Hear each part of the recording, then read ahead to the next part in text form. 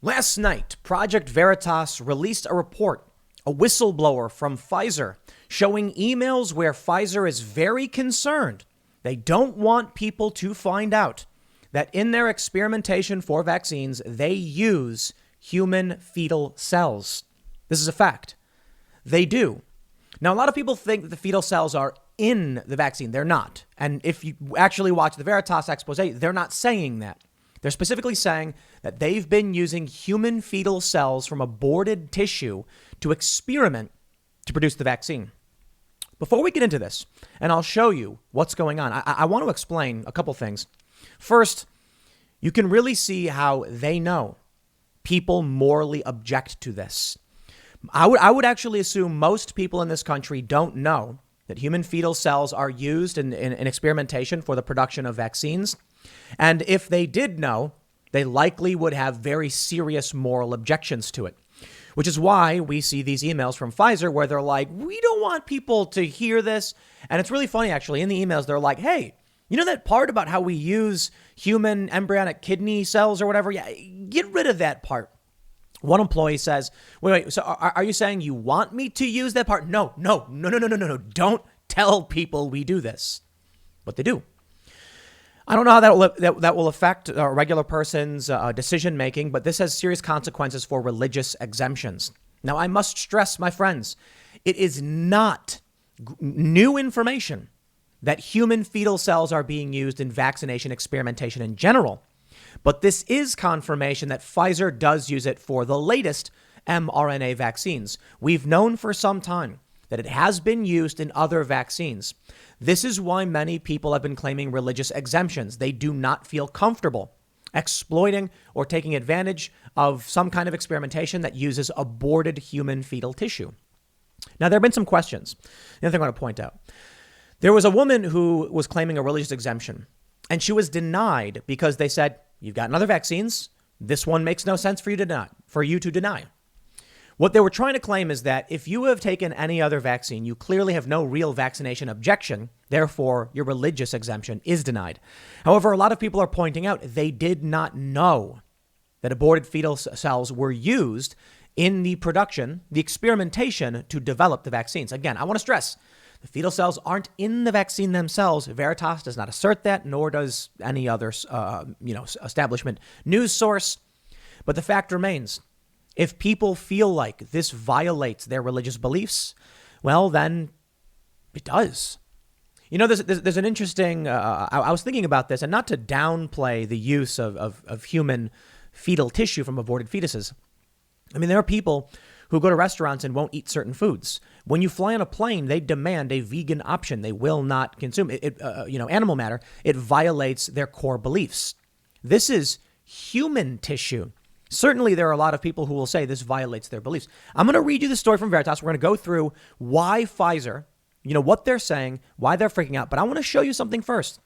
This is from the Children's Hospital of Philadelphia, breaking down fetal cells used in the production of vaccines. I have a couple different sources, and I want to show you, yes, in no uncertain terms, this is a fact. Now, as for your beliefs, that's your belief. I'm not telling you should agree with the people who are upset about this or disagree with them. That's entirely on you. When it comes to the use of vaccines, I genuinely believe that they're safe and effective. I do believe there are adverse events. I just think we vaccinated 330 million people, so you're going to see a large portion of adverse events simply by nature of how many people have been vaccinated. But that's not relevant to my personal beliefs in individual choice and freedom. So by all means, you're free to disagree with me on any of this. I just think you should make sure you're getting your information from trusted medical sources, doctors, etc., and then you can make the decision that's right for you. No one should be forcing you to undergo any medical treatment, and you should be getting approval from your doctor on whatever it is you're going to be taking. So watch out for these internet people, man. Look, I get it. A lot of people just want to trust sources on the internet more than they want to trust medical professionals. You just got to make sure that the medical professional you're talking to is someone who aligns with your values. Like you have to trust them. And if it's hard to find, then find someone. Find someone who can actually explain these things to you, because let me read this for you, okay? I'm not a doctor. I can't give you advice. I wouldn't purport to, nor would I give you legal advice on how you should run a legal, defensive campaign or whatever, or who to sue. Or I will say, well, actually, that's different. Suing people for violating your rights, but how you do it. And financial advice. I don't do those things, okay? So disagree with me all you want. That's between you and your medical professional. The Children's Hospital of Philadelphia says vaccines for varicella, chickenpox, rubella, hepatitis A, rabies, one version called Emavax, and COVID-19, one U.S.-approved version, Johnson & Johnson, Janssen, are all made by growing viruses in fetal cells. Now, they say right here, this is an article from the Children's Hospital of Philadelphia, NewsGuard certified, saying COVID-19 vaccine, the Johnson & Johnson at least. Now from Veritas, we have what appears to be confirmation, a whistleblower statement. I say appears to be because typically you need 3 sources and a direct statement, or at least 3 sources. But we'll say we've got whistleblower testimony that the Pfizer vaccine is also using fetal cells in their experimentation. They say they're all made by growing viruses in fetal cells. All of these, except the COVID-19 vaccine, are made using fibroblast cells. The COVID-19 vaccine is made using fetal retinal cells. Now, it appears, according to the expose from Veritas, they're using embryonic kidney cells. They say fibroblast cell history. Fibroblast cells are the cells needed to hold skin and other connective tissue together. The fetal fibroblast cells used to grow vaccine viruses were first obtained from elective termination of 2 pregnancies in the early 1960s. These same fetal cells obtained from the early 1960s have continued to grow in the laboratory and are used to make vaccines today. No further sources of fetal cells are needed to make these vaccines.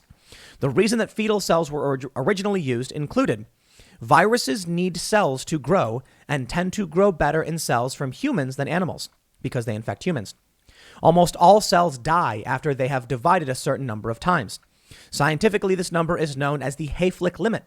For most cell lines, including fetal cells, it is around 50 divisions. However, because fetal cells have not divided as many times as other cell types, they can be used longer. In addition, because of the ability to maintain cells at very low temperatures, such as in liquid nitrogen, scientists are able to continue using the same fetal cell lines that were isolated in the 1960s. As scientists study these viruses in the lab, they found that the best cells to use were the fetal cells mentioned above. When it was time to make a vaccine, they continued growing the viruses in the cells that worked best during these earlier studies. Interestingly, it sounds like what they're saying is they actually could use other cells. The objection most people have is that these are elective abortions that people got, let me make sure I say elective termination of 2 pregnancies.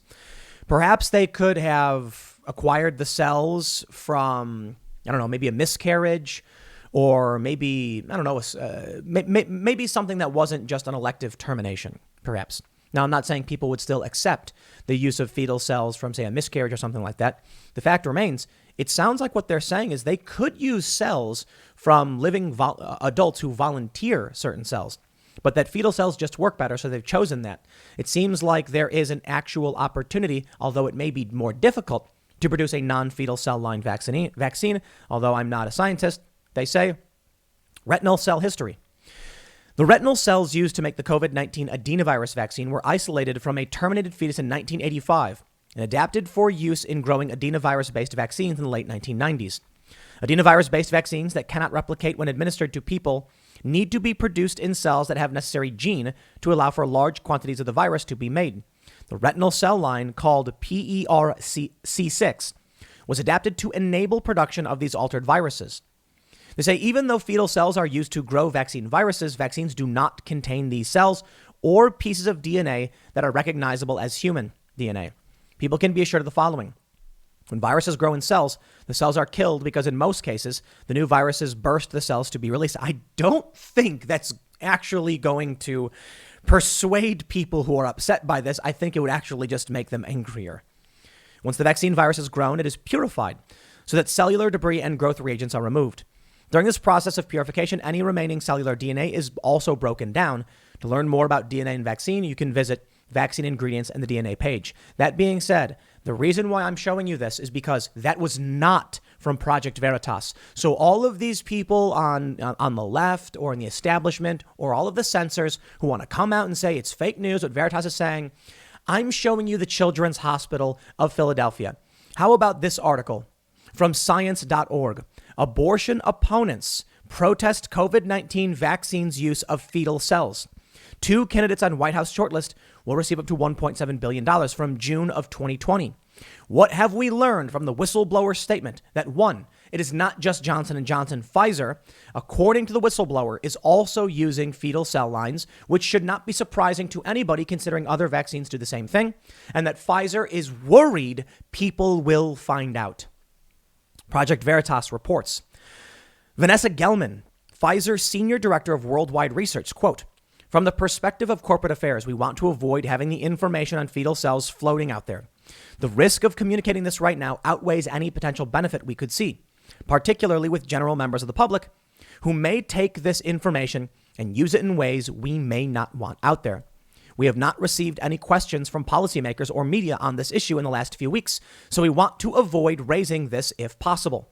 Gelman says, we have been trying as much as possible to not mention the fetal cell lines.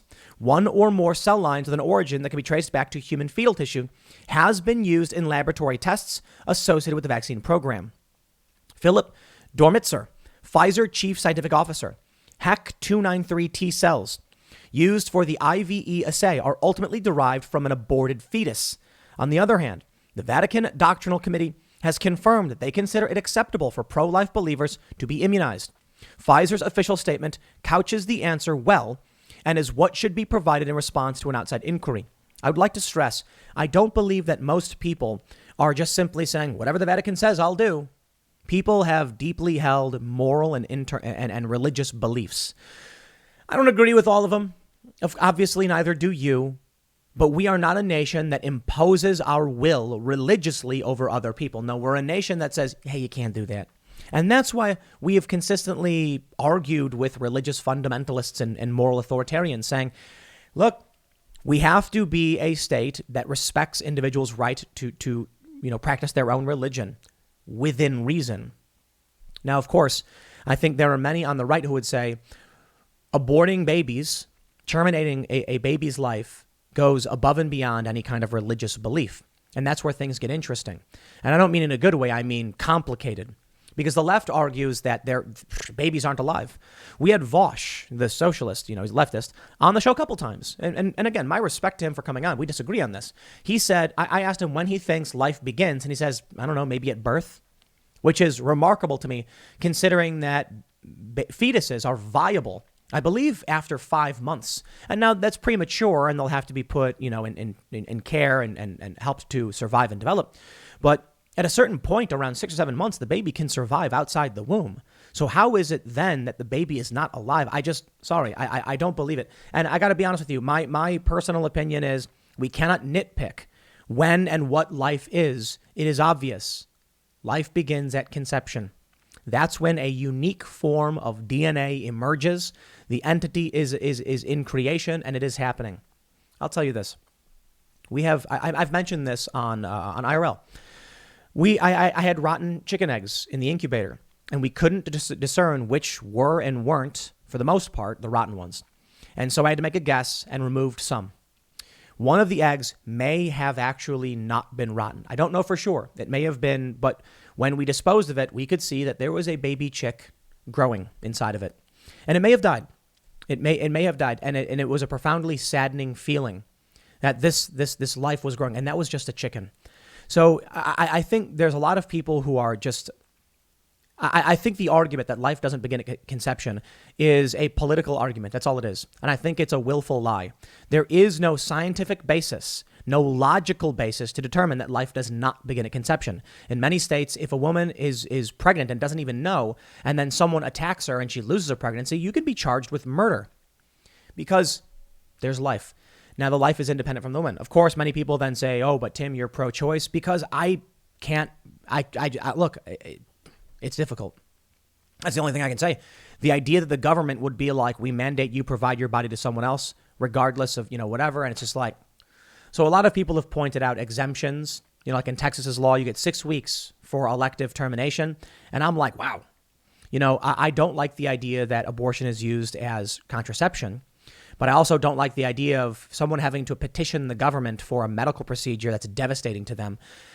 And you'll get people exploiting it. So it's a very difficult moral position. I don't have the answers. I just don't trust the government to be in charge of this stuff. And that's really the only thing I can say. I'm like, I just don't see how things are improved by forcing people to petition a government that's callous. That's, a woman is being denied a kidney transplant for being unvaccinated. And I'm like, the last thing we want is for you to have to go to the government.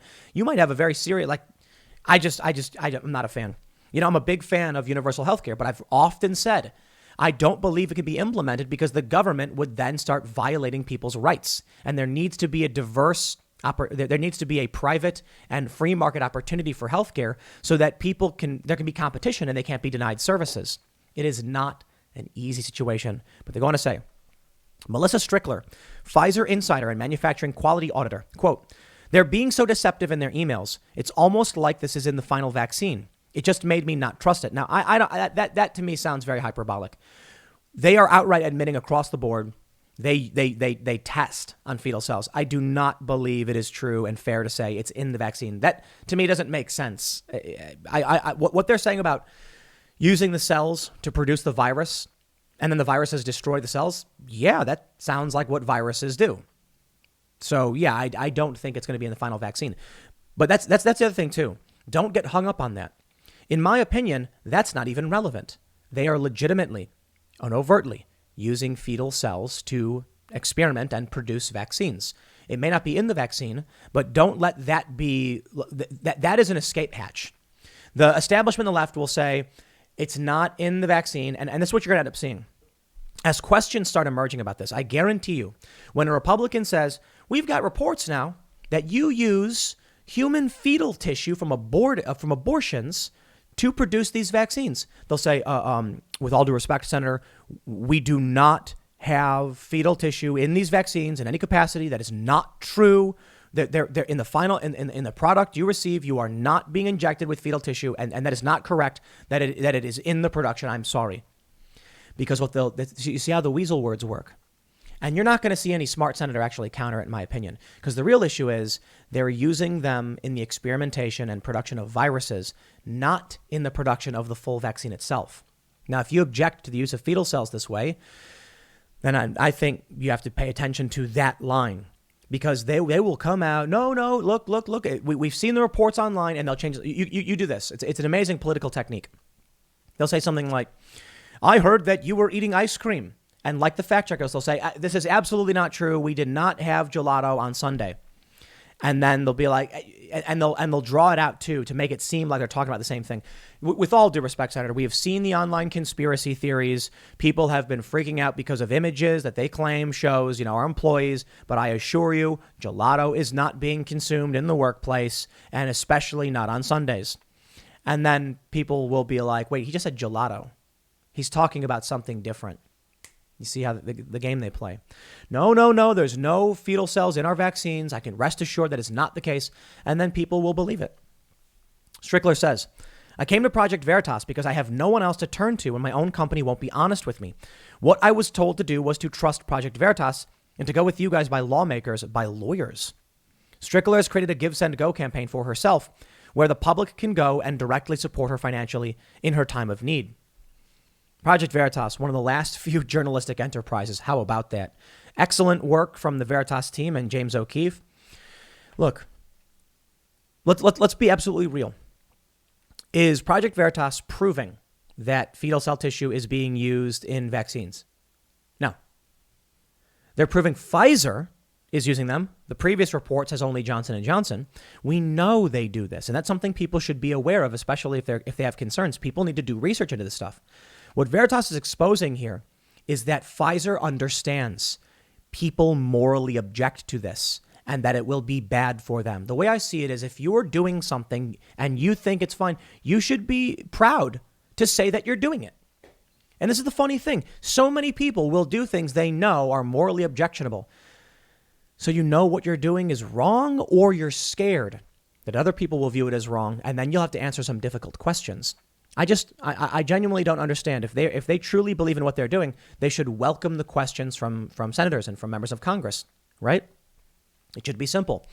With all due respect, Senator, we do use these cells. We believe it's vitally important, and we're saving lives by doing so. If you have a moral objection, I can certainly understand that, but we are going to save more lives. They could just answer it. It's strange to me when people say no one can find out. It's like they know what they're doing is wrong. Now, I'm not saying it's wrong. I'm not. I'm certainly not a fan of elective termination. I think that's wrong, absolutely. In this capacity, you have medical technology and science, and there's a real serious conundrum between... Well, actually, I'm going to stop there. I certainly think there are instances where science can cross the line, and there are some benefits to it, but it's a really difficult decision because who will they abuse in that endeavor?